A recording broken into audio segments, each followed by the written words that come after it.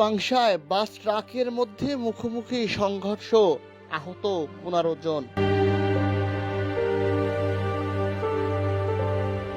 রাজবাড়ীর পাংশায় bus truck মুখোমুখি সংঘর্ষে 15 জন আহত হয়েছে। সকাল 8টার দিকে উপজেলার বাবুপাড়া ইউনিয়নের বালিয়াপাড়া এলাকায় রাজবাড়ী কুষ্টিয়া আঞ্চলিক মহাসড়কে এই ঘটনা ঘটে।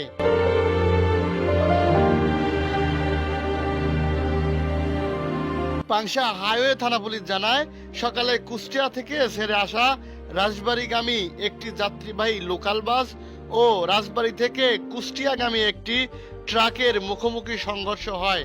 এই সময় যাত্রীবাহী বাসের যাত্রী ও ট্রাকের চালক সহ 15 জন গুরুতর আহত হয়।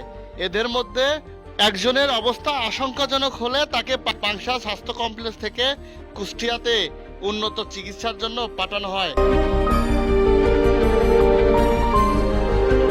খবর পেয়ে পুলিশ ও ফায়ার সার্ভিসের কর্মীরা ঘটনাস্থলে পৌঁছায় আহতদের উদ্ধার করে পাংশা উপজেলা স্বাস্থ্য কমপ্লেক্সে নেওয়া হয়।